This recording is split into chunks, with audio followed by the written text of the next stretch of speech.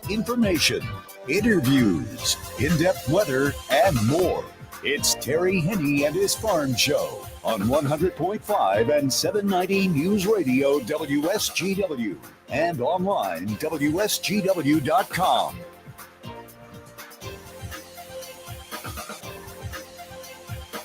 Mostly cloudy and snowy. Good morning to some of you. I hope your day is going well for you, wherever you might be. For those of you that have been looking for it, you got it a little bit earlier this morning. Not a whole lot going on until more than likely about 5:30, 5:45. And we saw some snow come down and made for some interesting travel this morning. The roads, for the most part, were just simply wet. But undoubtedly, some folks do need to have a training when it comes to driving in wet weather, Jonathan Dent. Oh, certainly. Terry Henne here at Radio Center along with John, and I hope your day has been going well for you so far. And maybe, just maybe with fingers crossed, we can make it go a little bit better. Warming up? No, we're cooling down right now. What do we have for temperatures currently, John? Well, it is just freezing outside. Out at the airport, they're reporting light snow, 32 degrees. Downtown Midland, also 32 degrees with clouds. Here at Radio Center, light snow, 32 degrees. Wind chill at 24 with that north wind at 9 miles per hour. Yeah, we reached our high temperature for the day at 12:01 a.m. Our It's high all temperature downhill from here. Our high temperature for yesterday was at 11:59 p.m. 39 degrees on either side of midnight. And the temperature's gradually been dropping. As I said a little bit earlier this morning when it started to snow, we began to see, I want to say about 5 o'clock, we were at 37, 36 degrees. And as you said, we're right now about freezing. Tonight we'll drop down below freezing. We'll drop down to about 27 with still plenty of clouds. We do have that breeze, but it is going to be tapering off a little bit later on this afternoon. And tonight coming out of the northwest at right around 5, 6, 7 miles per hour. And then it's going to change a little bit. Instead of northwest, it's going to be southwest. And the reason for that is a high pressure system, which is located in southern Illinois, is going to be moving a little bit southeasterly. So we will get not exactly warmer temperatures, but the change in the wind direction. And that is going to signify a little bit of a change as far as our weather is concerned, where these systems have been tracking. Because on Sunday, we're going to come under the influence of a system that is currently developing in the Gulf of Mexico. It's not going to create any major problems down there. They already had some problems over the last 24 hours. The system that moved through here that gave us a little bit of whatever yesterday. That system, once again, generating some severe weather, especially in the Tennessee Valley. And all that activity moved up into the mid-Atlantic states and then into the New England states, where they have had some major road problems here late last night and early this morning. And Maine is getting quite a bit of snow right now. Boston picked up more a little bit earlier this morning. And also in eastern Indiana, they had some really bad storms down there. No tornadoes that I'm aware of, but they did have some severe weather, very heavy rains. Speaking of that, I was looking at the rainfall statistics here, Jonathan, and I'm for the southeast part of the Lower Peninsula. A lot of the reporting stations down around Ann Arbor, Detroit, Saline, a little bit further north had 1/4 of an inch, 3/10 of an inch yesterday or the day before. Now, White Lake had 3/10. Ann Arbor had another 3/10. Detroit at Metro Airport reported 7/10 of an inch of rain over the last 24 hours, in addition to the 3/10 or so that they picked up the day before. So that part of the state has been picking up quite a bit of precipitation just over the last couple of days. Now, for us, MBS officially reported 19/100ths of an inch of rain over the last 24 hours, and a couple other reporting stations looking at 1/4 of an inch. I'm looking at Midland, almost 4/10. Port Huron had 1/4 of an inch. Auburn, you had 23/100ths. Bad Axe had about a tenth of an inch.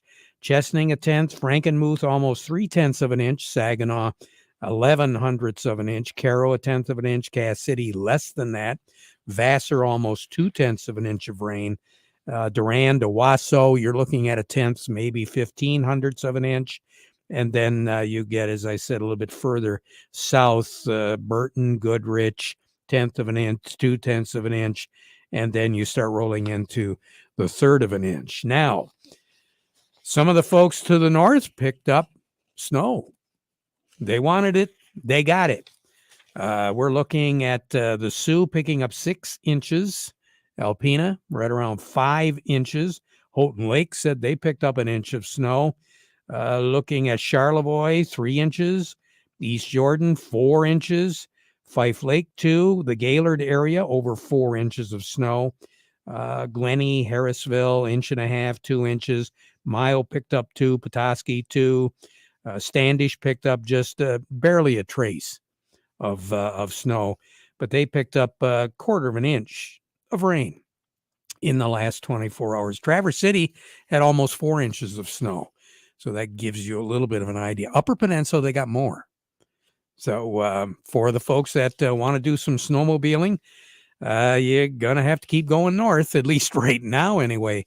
But that forecast for a measurable amount of snow on Sunday is going to be kind of interesting. We'll just have to keep our eye on that because that system is going to be from that Gulf system developing right now. And then we're going to be looking at another bigger system moving in and affecting our weather about the middle of next week. And along with that is going to come temperatures at or slightly below normal. So the folks at Snowfest, even though they've had a problem getting snow for some of the snow sculpting contests, Snowfest is going to be winter-like for the duration of the festival. And, of course, we'll be there on Wednesday with our All Things Chocolate competition. That's going to be a lot of fun. Star of the West, Michigan Sugar, and WSGW are behind all that activity, and we're going to have a lot of fun in the warming tent starting on Wednesday. But anytime from Wednesday through Sunday, folks are going to have a lot of time to really enjoy. And I guess, not 1 but 2 fireworks displays. That's right. Friday and Saturday. Yeah. That's what I heard. So promises to be a fun event again, once again, in Frankenmuth. This is the 32nd annual.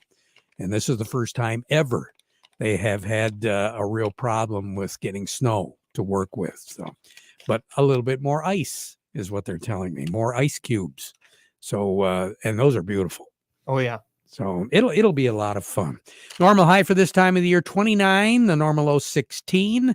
Record high in this date, 53, set back in 1921. The record low, 13 below zero in 1994.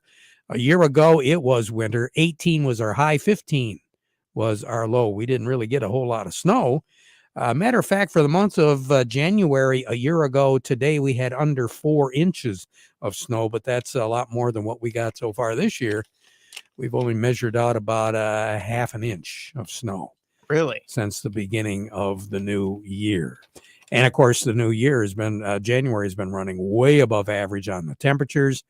It's going to take those last 5 or 6 days to kind of bring that average down just a little bit. But still, the month of January is going to go down in the history books as quite a bit above average on the temperatures and quite a bit below average as far as the moisture goes. More on the weather as we go through the broadcast. Who do we have standing by? We're going to be talking with Gary Kaufman from Star of the West to look at the Chicago Board of Trade. Then for more information, we'll head over to Oppenheimer and talk with Doug Klein.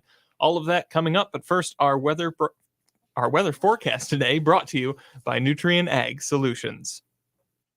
Nutrien Ag Solutions has the local expertise to recommend the corn, soybean, and other seed products that are the best fit for your field. Plus, unparalleled agronomic support with products and services to unlock yield potential and improve crop performance from planting to harvest. Ask about our financing options to help you get more from every acre and lead the field. Visit your local Nutrien Ag Solutions branch or go to nutrienagsolutions.com.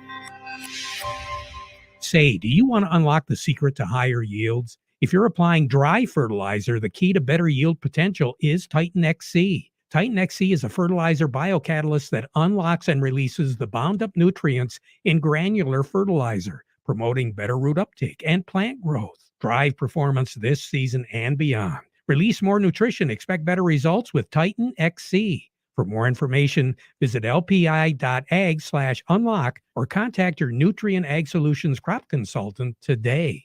Farm Service brought to you today by the folks at Lingle Equipment. They've got the Kubota L-Series tractors ready to go. They're the #1 selling compact tractor in the United States for the past 10 years. Why? Well, they've got that really powerful Kubota diesel engine, ease of operation, your choice of Kubota gear or hydrostatic transmission, and a very, very durable unit.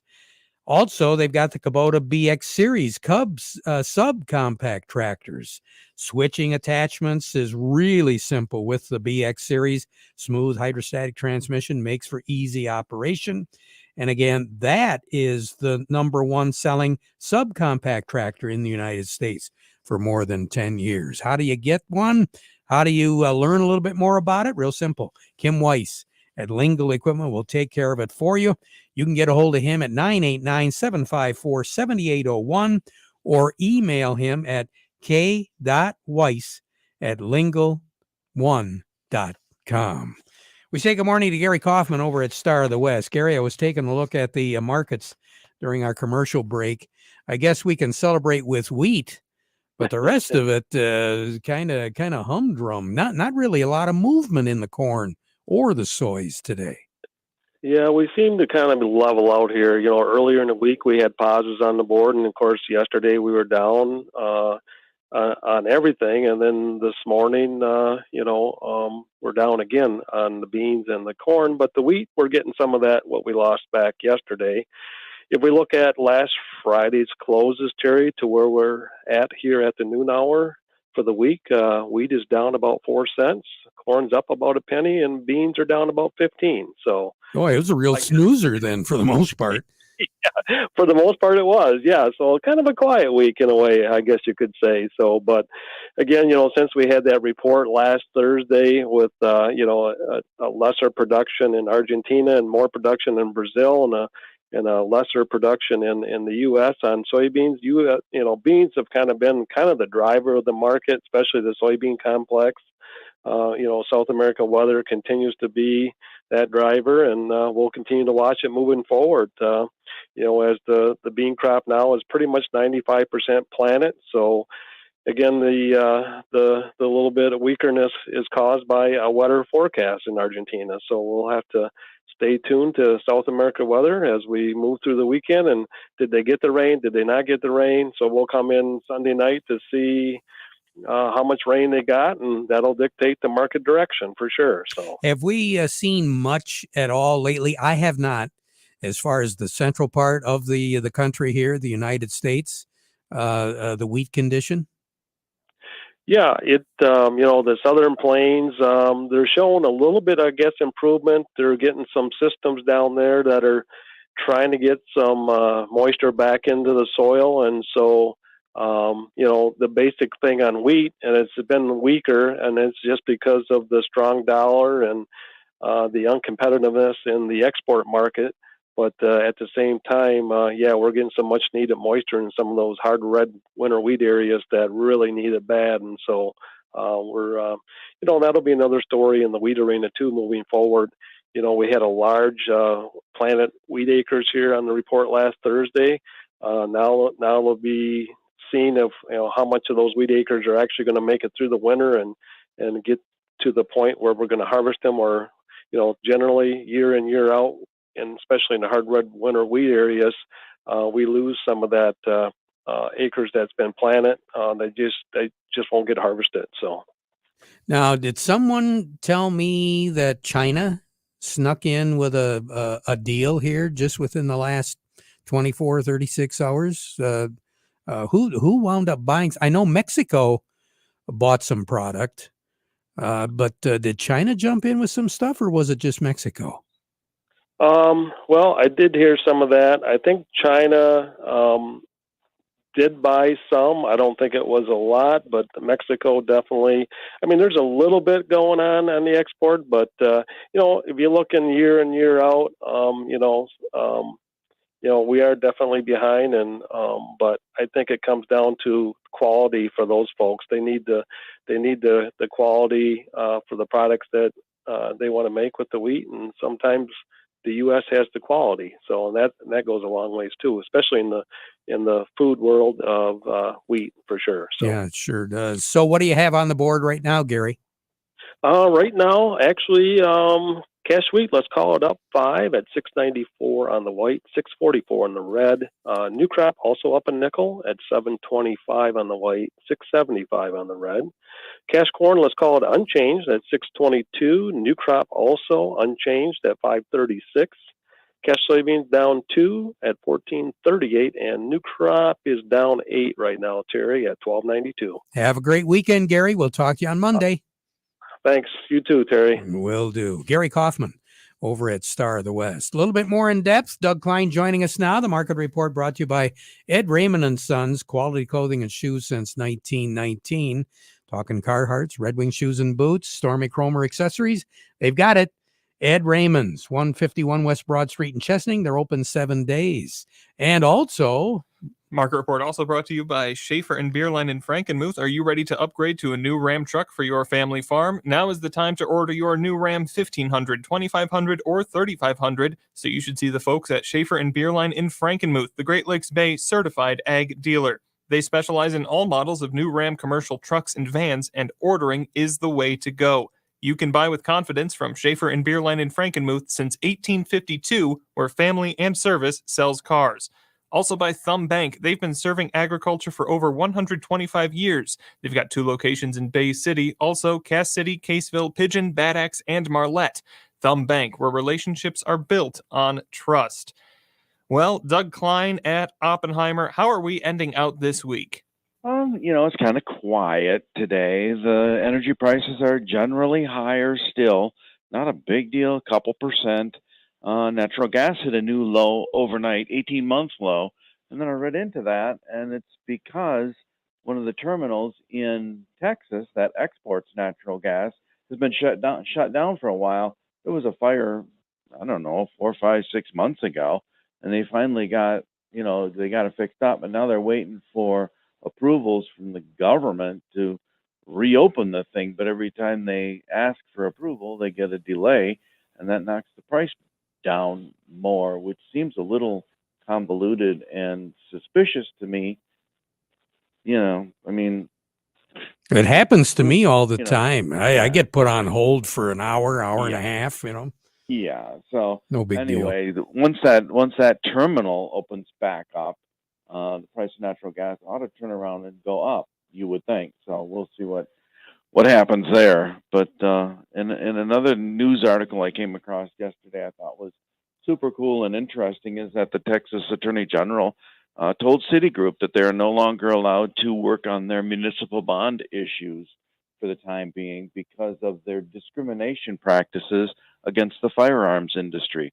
Of course, they're anti-gun anything because they're owned by the elites, the billionaires that are basically don't want us to have any rights. So it's nice to see somebody pushing it back against those billionaires that are controlling our rights and taking away all our rights. So that's good.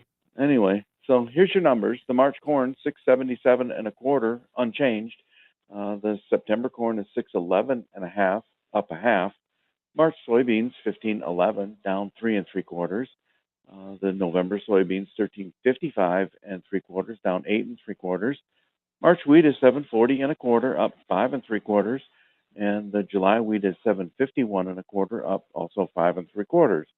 Crude oil is 80.95, up 62 cents. Heating oil is 343.89, up 6.5 cents. Gasoline is 265, that's up 5.5 cents. And natural gas at 317.5, that's up 5 1/4 cents. Over to currencies, Canadian dollar, U.S. dollar buys 134.19 at the border, that's down 14 ticks. The dollar buys 129.92 yen, that's up 150 ticks. That's signifying a lower price on the yen, which of course has been on a tear lately. The euro's at 108.33. That's up 6 ticks. The dollar's at 102.21. That's up 15 ticks. Gold's at 1926.80, up $2.90. Silver's $24, up 13 cents. Platinum's at 1,028.50. It's down $3.50. All right. You have a good one. Thanks. You too. We'll talk to you on Monday. Doug Klein over at Oppenheimer. Take a quick break, and then Stephanie Zelenko with AgriLiquid. How do you make the most of your land? Shaw does it behind the wheel of a John Deere 1025R compact tractor. Why do I go by Shaw? Shaw stands for skilled hands at work. And he lives up to the name as he uses his versatile tractor To make my yard look as beautiful as I possibly can. But the Hubbards use their 1025R to do both vegetables and my flowers. It's exciting, putting yourself out there, learning something new. And with a long list of easy-to-attach implements, ranging from a front loader to a box blade and backhoe, they both can make the earth take the shape that I want it to take. There are millions of ways to make the most of your land. How will you make the most of yours? Nothing runs like a Deere. Get a 1-Series tractor for just $130 per month at your John Deere dealer today. For additional cost information, please call toll-free 855-633-2315. Contact one of Tri-County Equipment's 11 locations in Auburn Hills, Bad Axe, Birch Run, Burton, Carroll, Fenton, Lapeer, Marlette, Reese, Saginaw, or Sandusky, or visit Tri-County Equipment online at tricountyequipment.com. Well, this lady has been hitting the conference circuit already. Stephanie Zelenko, good morning. How are you? I'm well, thank you. Tell us a little bit about a conversation that you've been having here with some of our big acre producers. For sure. This past week, I got the opportunity to work with a conference that kind of focuses on those high acre growers, so 10,000 plus acres. So not what we typically work with here in Michigan, but it always surprises me is, whether you're farming 100 acres or 10,000 plus acres, it comes down to the same questions. What can I do to improve yield? What do I need to do to stay economical? So those questions, everything are relevant no matter what size grower. One of the cool things is that kind of was a hot topic this week is technology. What new technologies are out there? So high-speed planters and low-rate fertilizer applications came up frequently.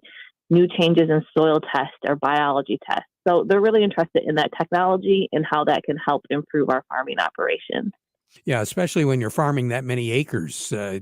When you get started, you want to move. Absolutely. There was guys saying that they plant 500 acres a day, which just blows my mind because, we have a lot of growers in Michigan that don't have, 500 acres in their operation. And so to think that, they're planting, the whole season in one day. Wow, that is something else. Stephanie, you take care. Have a nice weekend. We'll talk to you again next week. All right? All right. Sounds good. You bet. Stephanie Zelenko with AgriLiquid. Chuck Cervinsky joining me right now from Maple Hill Nursery. And Chuck, winter is in the forecast, so I think some folks are going to be using some ice melt. Yeah, we haven't had a chance to use that much this year, but like you said, next week we might have a chance to use it again. And you want to, when you apply ice melt, you want to make sure that you keep it off the lawn and bed areas. There's no snow cover anywhere. There's no piles of snow along the sidewalk to kind of keep it back. So when you spread it, you're going to want to use it by hand or use a drop spreader to be effective. A rotary spreader right now will put the material in places you don't want it to be all over your lawn. And spreading it near planting beds can result in plants dehydrating as salt really pulls the water away from the plant roots. And sensitive plants like rhododendrons, boxwood, roses, yews, they all can become weak, stunted, or have dried out foliage as a result. And of course, lawns can be damaged as well. Rock salt's fairly common for everybody to use, but an ice melter that contains magnesium chloride is a far safer product to use. Good advice. Chuck Cervinsky, have a nice weekend. You too. Bye-bye. Will do. We'll be right back. Your local Zematic dealer works hard to give you every advantage when it comes to your irrigation operations. This year, we're giving you a head start in preparing for the upcoming season by letting you choose between industry-leading interest rates and deep per-tower discounts on a new Zematic pivot. The earlier you act, the better your deal will be. Better deals, better equipment, better season. Better contact your local Zematic dealer today to learn more. Terms and conditions apply. See your local dealer or visit lindsay.com/spring sale for full details. Can you predict the future? I can't. That's why when I'm planting soybeans, I treat with Heads Up seed treatment. With more than 15 years of research, Heads Up offers proven protection against both white mold and sudden death syndrome. So no matter what the year throws at you, you've already taken that first step to be prepared. Don't let your beans suffer from disease when they're just starting to look their best. Tell your seed dealer you need Heads Up seed treatment. Learn more at headsupst.com.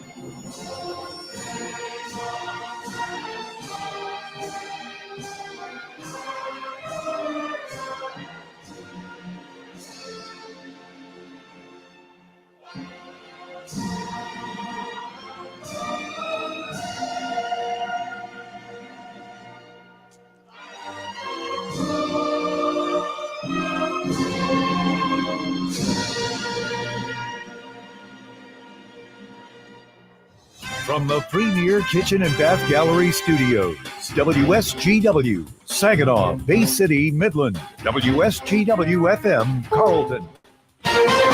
This is CBS News on the Hour, sponsored by Liberty Mutual Insurance. I'm Steve Kathan. Google hands out thousands of pink slips, slashing 6% of the workforce. One of those 12,000 now former Google employees took to Twitter to say this came as a total and nasty surprise. Cassie Gomez works in Silicon Valley. I think unfortunate and overwhelming to think about all those people that are in this area that can now be in unemployment. Google, Microsoft, and Amazon have all recently announced at least 10,000 or more layoffs. Tech expert Russell Hancock says tech companies scaled up hiring over the last 2 years. The pandemic was a bonanza for tech. There was all kinds of hiring that went on. The bonanza is over. Matt Bigler for CBS News, Mountain View, California. In Germany, Defense Secretary Lloyd Austin touts a new round of aid for Ukraine. It includes 59 additional Bradley infantry fighting vehicles and 90 Stryker armored personnel carriers, 53 MRAPs, and 350 up-armored Humvees. But so far, Germany is reluctant to add new battlefield tanks. Tear gas greeted protesters who swarmed into Peru's capital, Lima. Crowds demanding the ouster of the new president. Dozens have died in weeks of protests that have gripped the country since the former president, Pedro Castillo, was removed from power last month.